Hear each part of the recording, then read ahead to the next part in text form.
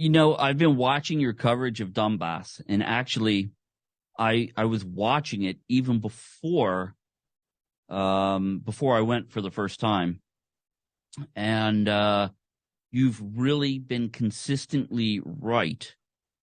And I'm curious to know how it is that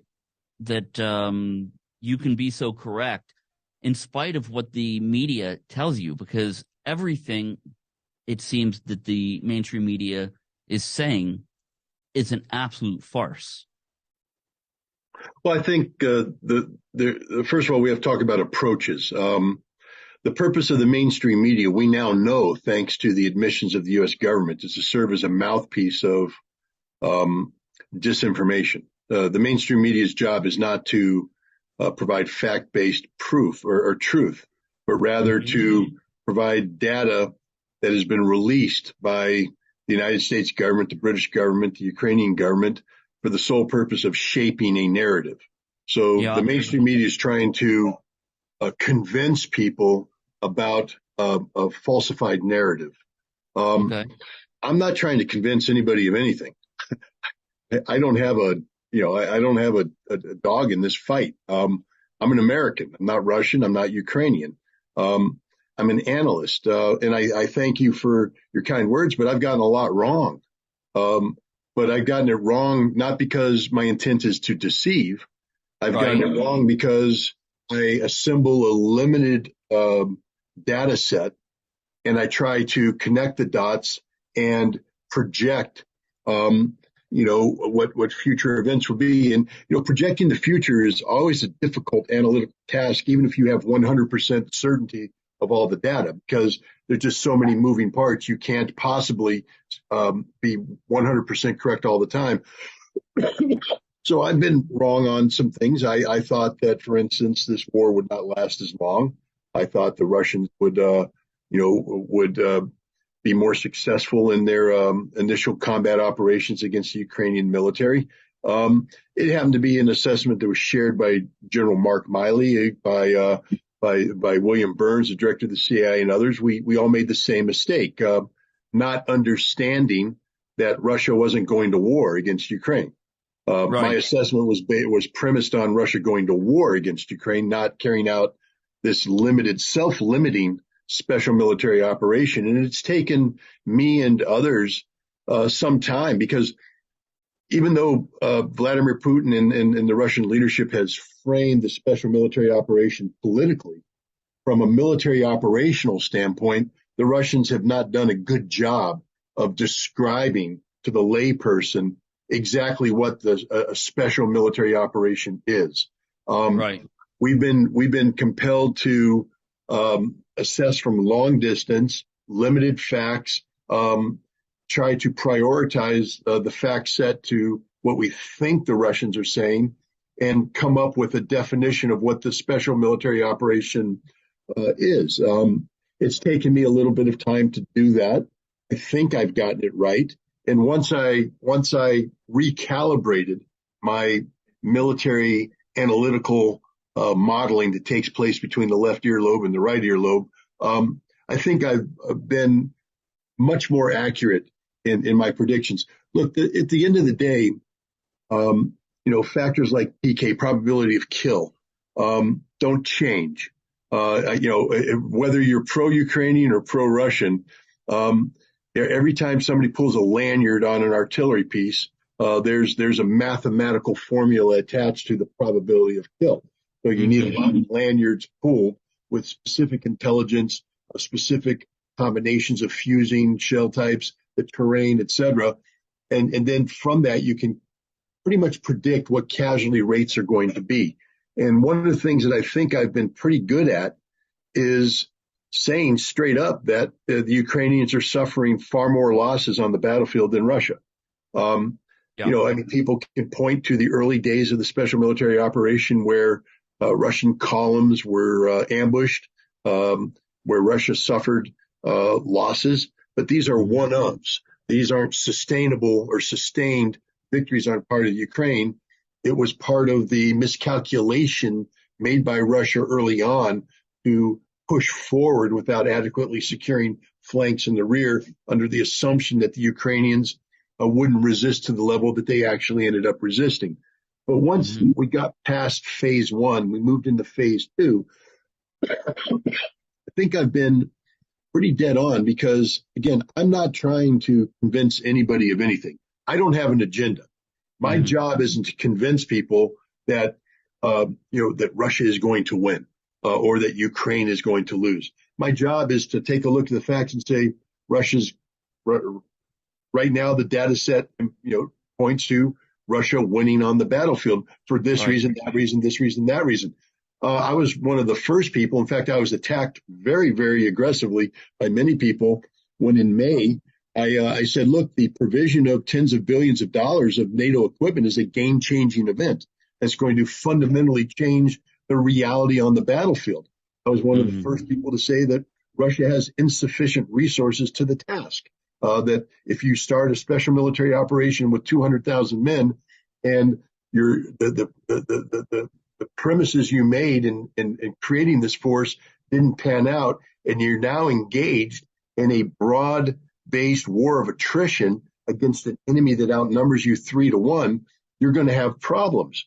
And the problems become magnified when that enemy, despite being ground down by your forces because of your artillery advantage, has been reinforced dramatically. And this is what led to the battles in Kharkov in September, the battles in Kherson in October, where Russia was forced to withdraw from significant territories. But I'm also, I said that it was a Russian withdrawal, not a Russian retreat. That the Russians hadn't been defeated. Russia simply recognized that it was in a disadvantaged situation and pulled back. Did Russia suffer losses? Yes, but Ukraine suffered even more losses, and that's something I pointed out. And basically, my calculations are derived from two basic concepts, what I call a burn rate and what I call a replenishment rate. And the burn rate is the casualty rate, the degree to which a respective military force suffers casualties, both manpower and equipment. If you have a high burn rate, you're suffering high casualties. If you have a low burn rate, it's lower. We know that the Russians are, have a casualty ratio advantage of anywhere from 1-5 to 1-10, depending where you are in the battlefield. The bottom line is Russia's killing more Ukrainians than the Ukrainians are killing Russians. We also know that the Ukrainian replenishment rate is significantly reduced. Why else are they begging for more equipment from the West? It's because the equipment that they brought in has largely been consumed in combat operations against the Russians. The Russians, meanwhile, are finishing up the final preparations of the last of the 300,000 partially mobilized reservists. Their replenishment rate is huge. So with a small burn rate, big replenishment rate, taking on a huge burn rate, small replenishment rate, basic military math dictates that this is advantage Russia. Then you link into that the overall conditions under which these armies are fighting. Russia is fighting with a line leading back to a nation that is fundamentally intact, politically, economically, socially. The Russian leadership has tremendous support, base of support amongst the Russian people. The Russian economy is not only functioning for the civilians, but has been successfully transitioned into a wartime economy from a defense industry standpoint, where the defense industries are churning out military equipment. I don't see any disadvantages from the socioeconomic political foundation upon which the Russian military operation is based. We come to Ukraine and we can't say the same thing. The Ukrainian economy is in tatters. Fact is, if it weren't for the injection of tens of billions of dollars of direct financial assistance to Ukraine, their economy would collapse instantaneously. Even with this assistance, their energy grid is devastated. I don't know what level they're operating at now, 30%, 40%, in some places less than that, maybe in some places more than that. But as the Russians continue to degrade the energy grid, the Ukrainians lack the ability to reconstitute it, and this further degrades not only the economy of Ukraine but the society of Ukraine. The morale is shot there. Yeah, it's shot, and so that when a society has poor morale, it translates into a lack of support, and we see Zelensky right now engaged in internal political conflicts with his commander of his armed forces, Zaluzhny. There's talk about Zaluzhny becoming a political opponent to Zelensky in the upcoming elections. We see other players, Klitschko, the mayor of Kiev, is throwing his hat in the ring. There's other players out there as well. So there's a lot of infighting, political intrigue taking place that doesn't exist on the Russian side. And then you have, of course, the fact that the Ukrainian military is devastated. There's a lack of morale there. And the equipment they are being provided is being provided haphazardly. They're not prepared to maintain it. They're not trained to operate it. And it pretty much isn't designed to transform the battlefield to their advantage. So when you put all these factors in, it's not hard to say from a big picture, not only is Russia winning, but Russia is positioned to win, to accomplish its objectives of demilitarization, denazification. Now, having said all that, none of this is going to be easy, and it's not going to be cheap. I mean, we can sit here and talk about casualty ratios. You know, they've been throwing out some figures that, you know, in the Bakhmut, Solidar area region, the Ukrainians are suffering 800, 1,000, or even more casualties a day. All right, that's a lot. But remember this, if the casualty ratio is 1 to 10 and you're suffering 800 casualties a day, that means the Russians are suffering 80 casualties a day. And that means in a week, Russia's suffering, you know, nearly 600 casualties in a week. I don't know what percentage of those are dead and wounded, but if it's 600 casualties in a week, that means 150 to 200 dead.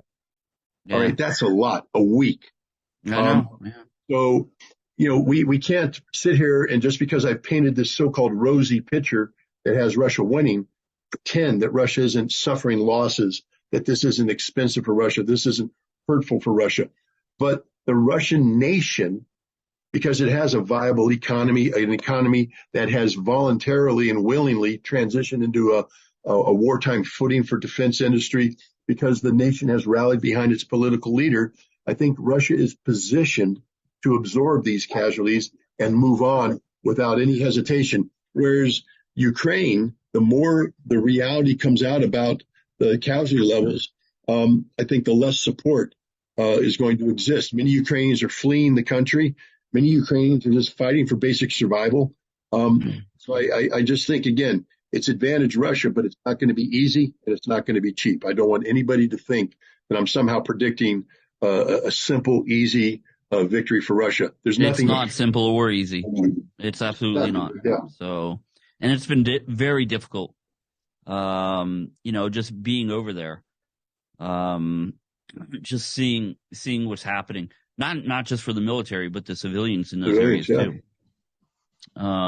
You know, it's interesting. I just interviewed one of when you talked about disenfranchised, I guess, commanders in Zelensky's army. I just interviewed one not too long ago. I just posted the interview yesterday. One of some, excuse me, Zelensky's top commanders, who basically said that he was taking, that they have this huge narcotics operation, right? They are making, I think he said $600,000 or $900,000 per day from the troops, from Ukrainian troops selling these narcotics, being manufactured in Ukraine to the troops to keep their morale up. And that they're brokering a lot of these weapons, like javelins, through Saudi Arabia. And, or was it Dubai? Well, anyways, you have to watch the interview. It was one of the two. And I was really blown away by these. I mean, I knew there was a lot of corruption going on there, but I had no idea, the amount.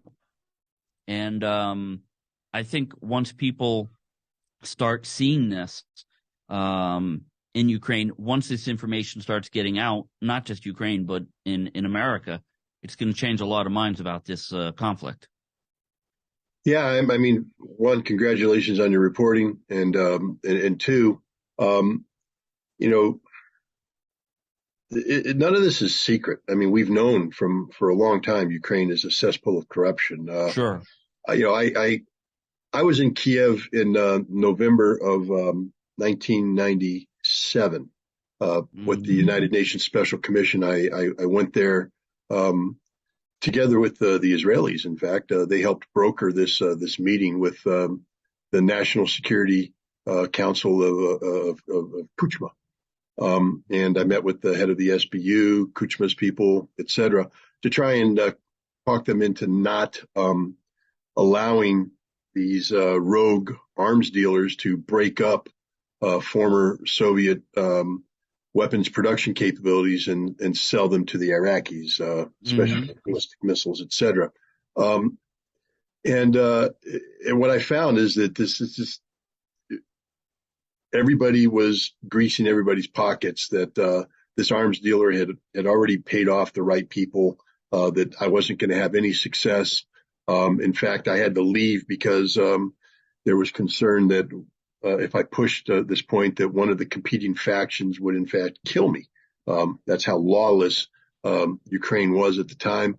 Um, but the one thing that became clear is even in 1997, the Ukrainians were coming up and saying, if we help you, will you put a good word in for us with the United States about NATO? We want to be NATO members. If we help you, if so, it was conditional. If we Sure. help you, we don't want to do the right thing because it's the right thing to do. We're a United Nations member and we've agreed to support, but we might help you, but you have to give us something, NATO membership. And I just left totally disgusted with what the reality of Kiev. Now, I can't say that I know for a fact that from that point on that Ukraine continued that trajectory of corruption, but all the information I've been able to receive suggests that that is indeed the case. It's one of the most corrupt nations on the planet. Um, Hmm. so it should come as no surprise, therefore, when you pour in tens of billions of dollars of materiel that has a value. And remember, the Ukrainians aren't um, slow to the show, so to speak, about arms dealing. They've been doing illegal arms deals. That's why I was in Ukraine to begin with, because of Yeah, the sure. illegal arms trade that was going on out of Ukraine. They've been doing it for a long time. They're experts at it. They're experts at getting small arms and light uh, munitions around the world to people who will pay for it. So when we provide them with some of the most modern, small, light weaponry, like the Javelin missile, the NLAW, the Carl Gustav, any machine guns, mines, ammunition, grenades, etc., um, all of this is inherently transportable in the back of a car, um, and there's no accountability. We just Hmm. give it to them. Do we Yeah. suddenly think that the Ukrainians, at a flip of the switch, stopped being the most corrupt people on the planet and started becoming upright citizens who care about their country, care about doing the right thing, and will be honorable when you hand them millions of dollars, billions of dollars worth of merchandise? Or will they revert to form and say, "Hey, let's take some of this over here"? It's like the old in the old days when a box of Nike shoes would show up in New Jersey, be put into a truck and start to make its way to New York City. Invariably, the lock broke, the thing went up, some boxes fell off the truck, and we Of the just truck. don't know Yeah, what yeah, yeah. happened. I arrived and this was open, and we lost 20%, but I still have enough shoes here. Well, that's what happened here. A lot of javelins and in-laws fell off the truck, so to speak, and were sold on in a black market system that the Ukrainians are already plugged into because they invented it. Yeah, There's a sure. reason why the Ukrainians were able to smuggle explosives out of Odessa in a grain shipment. It's not as though that led to, of course, the attack on the Crimea Bridge. It's not as though one day the Ukrainians said, "Oh, we could do this." They've been doing it. This is how they operate. The entire system of Ukraine is geared towards black marketeering, under the table, illegal smuggling operations, to avoid taxation, to avoid accountability, et cetera. And so when Rand Paul, the U.S. Senator from Kentucky, stood up in May and said, hey, before we give them $45 billion, why don't we have an inspector general who can account for all of this? And he was shouted down. No, the consequences are what we're seeing today. These weapons are showing up in Europe, in Africa, and I'm sure they're going to show up elsewhere in the hands of people that shouldn't have these weapons. But now they do. Yeah. Poland and Germany too, by the way. You said Europe. Yeah. Well, I see, I see one of the major problems with the upcoming battle is the river, the Dnieper River. And how I keep thinking, look, I was in the Marine Corps. Semper Fi. Well, thanks. But I don't see any strategy that Russia is going to have that they're going to be going to be able to efficiently move troops and tanks across this river unless they go up through Belarus. And so I kind of want to ask your opinion on that. Well, I mean, the Russians, have inherited certain doctrinal, mechanisms from the Soviets. And I can say this, that the Soviets, in order to drive from the border between East Germany and West Germany and drive through to the Rhine River and beyond, if necessary, would have to cross a number of river obstacles. And so they have units that are dedicated into putting, pontoons down, laying bridges rapidly, crossing the bridges, et cetera.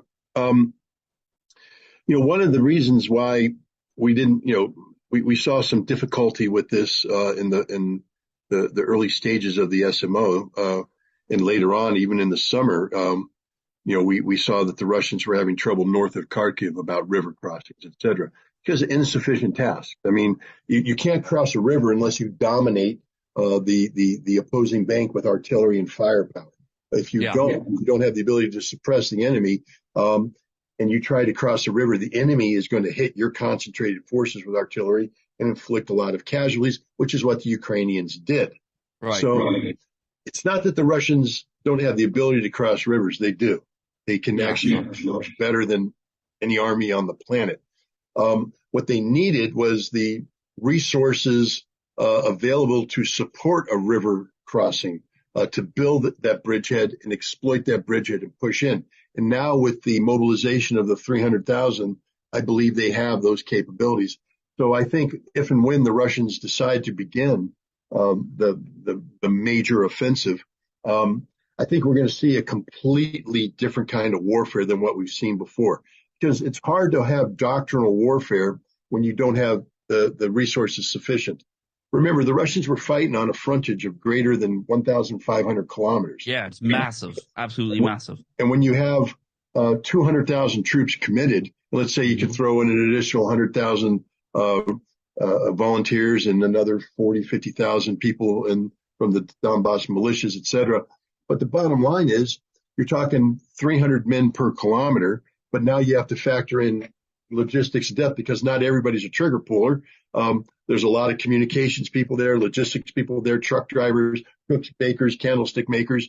So a lot of that combat force is actually not on the front line, but in the rear area. You may only have 120,000 troops capable of manning the front line positions. So now it's 120 guys per kilometer. But now when you throw in depth, concentrations, et cetera, there's going to be portions of the battlefield where you have 30 to 50 guys covering a kilometer. Right. And that doesn't work. Now, the only way it does work is if you build a strong point, have a defense in depth, and then you can cover the cauldron that's created with firepower. So the enemy comes in, hits your strong point, diverts into a cauldron, is checked by another defense in depth, and then pounded into submission by Russian artillery. But the Russians didn't have the forces necessary to build that defense. Instead, they had big gaps. and the Yeah. Ukrainians are able to penetrate in depth and all that stuff. And so there's been a perception created that the Russians aren't as capable as they need to be to carry out the kind of operations necessary to defeat the Ukrainians. My feeling is that the Russians have to prove themselves. I mean, that's clear. I can't wish this upon them. I can't, say it's automatic. The Russia's going to have to do it themselves. But I have respect for the Russian generals, just like I have respect for the Ukrainian officers. They're professionals. They know what their doctrine is. They know what's required, and they know what the challenges are. So I can't imagine Russia mobilizing 300,000 reservists, mobilizing an additional 120 plus thousand volunteers, creating combat units, and not thinking how you're going to use them. Yeah, Not sure, saying sure. we need bridge crossing, we need more artillery, we need drones in depth, and all this. I just believe that Russia is prepared for the task it's getting ready to undertake. If they're not, then Russia's not going to win. That's as Right, simple right. as that. You can say what you want about the collective West / Ukrainian force that's that's fighting against the Russians. We can criticize the ideology of many of these people, the neo-Nazi ideology, which is odious and hateful. But the bottom line is, the Waffen SS espoused a odious, hateful ideology as well. But if you slipped up in front of them on the battlefield, they'd smack you down. Absolutely. Yeah. And the Ukrainians, if the Russians make a mistake, provide opportunities, the Ukrainians will smack them down. The Ukrainians aren't just capable fighters, but they're being given world-class intelligence support from the United States, Well, world-class communication support, world-class planning support, world-class logistics support. This is a NATO army that Russia's fighting, and absolutely. Russia needs to treat it with respect, because if you make a mistake, this NATO army will kick your butt. Yeah. Yeah, you're 100% right. And Anastasia? So it's my turn, yes. My topic is a bit different. Scott, I would like to ask you about the previous events in Brazil. Maybe you can share what attitude the Americans have towards what is happening in Brazil. Do they support these protests? Maybe you can share your own opinion about it. Well, I mean, there's striking parallels between what happened on Sunday in Brazil, where a crowd of many tens of thousands took over. I think it's called the Three Powers Square, where the Brazilian Supreme Court, the residency of the presidency, and Congress are contained in the capital city of Brasilia. A huge crowd of pro Bolsonaro, the former president, supporters came in, took it over in protest. They feel that the election that was carried out last year was fraudulent, and that the current president, Lula, should not have been sworn in. They've been protesting, thousands of them, outside of the army headquarters outside of Brasilia, demanding that the army intervene and stop an illegal inauguration. The army did no such thing. And so my understanding is that they launched this riot, this protest, this demonstration, in hopes that the army would rally around them and overthrow the Lula government and bring Bolsonaro back in. There are many parallels between them and the pro-Trump crowds that took over the U.S. Capitol on January 6th of 2021. Both sides believe that that an election was fraudulent. Both sides believe that the president that was sworn in was an illegitimate president, and both sides believe somehow by putting forward this demonstration of public outrage that others would rally to their cause. They were both wrong. The January 6th demonstrations, riot, insurrection, whatever term you want to apply to it, failed to accomplish its task, and the crowd either voluntarily dispersed or were physically dispersed by law enforcement, backed up by limited mobilized military capabilities. In Brazil, while it appears that local police stepped aside and didn't stop these demonstrations, that ultimately, at the end of the day, when the president Lula asked the military to intervene, they did so decisively, and they broke up the demonstrations. The problem here, in both cases, is populism.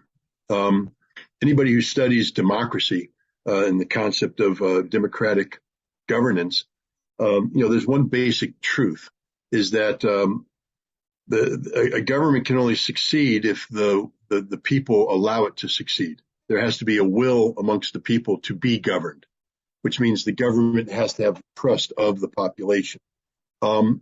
Both in the United States and in Brazil, significant percentages of the population have lost faith with the government.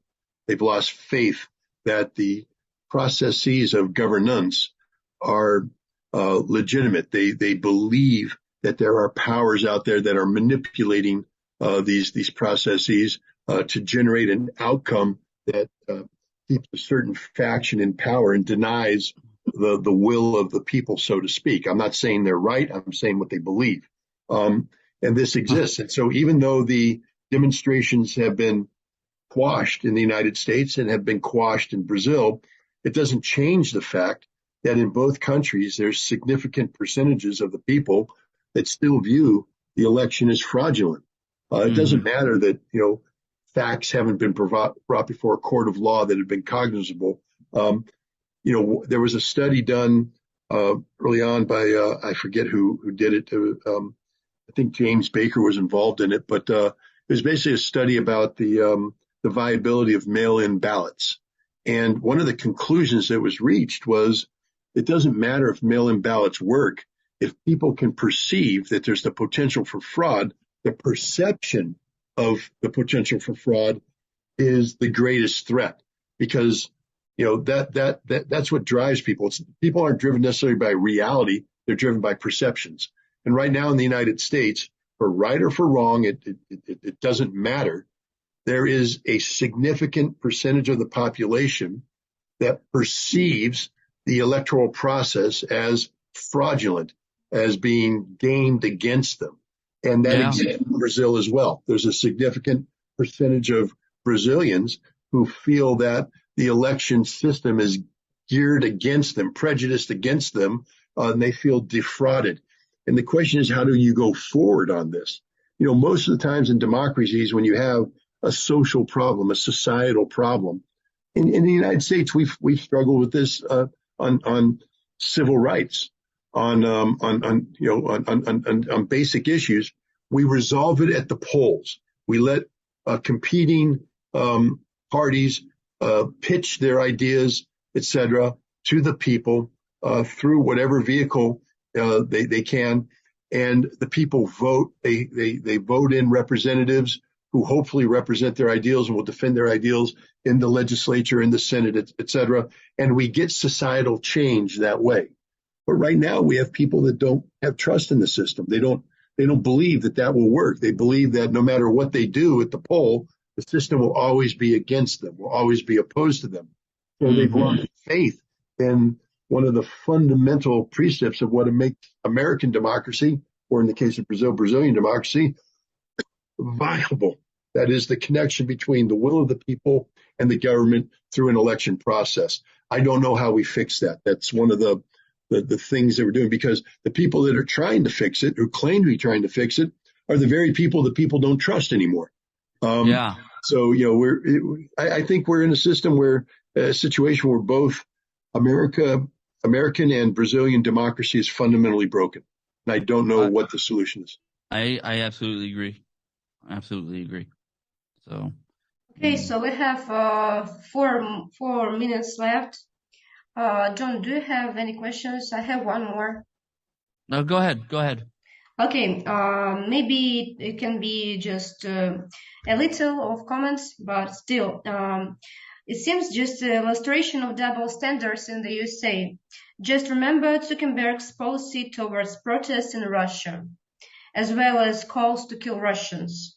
Let's mention Meta was recognized as extremist organization in Russia for such calls. So the question is, what is the real reason, for your opinion, Facebook delete posts related to the process in Brazil? Well, we're getting to the bottom of that. I don't know the real reason because it's done internally, and Facebook's not a public institution. There's no accountability. It's a private organization that can pretty much do anything it wants to internally. We're finding now that Elon Musk has taken over Twitter, we're finding out the collusion that took place between the Twitter management and the U.S. government and law enforcement to basically violate First Amendment protections of the American public, of the participants, to shape perception by emphasizing certain tweets and deplatforming other tweets. I myself was a victim of that, being banned from Twitter for some time. And in Facebook, we have yet to have the veil put across. Maybe Matt Taibbi and Glenn Greenwald will eventually turn their sights on Facebook and seek access to this information. But this is one of the problems when you have companies like Facebook and Twitter, et cetera. There is no transparency, because it's rules based, not law based. They can do anything they want. But the First Amendment rights of American citizens, when we talk about digital public platforms, have to be protected. And this is a place that even the Supreme Court has acknowledged case law needs to be updated because we live in a digital reality where Twitter and Facebook can't be seen as purely private enterprises. It is indeed a public space, and therefore free speech must be protected in these public spaces. And you can't have an internal dynamic within Facebook that nobody knows what's happening, decide which post to delete, which post to emphasize, et cetera, because there's not free speech. That's the opposite of free speech.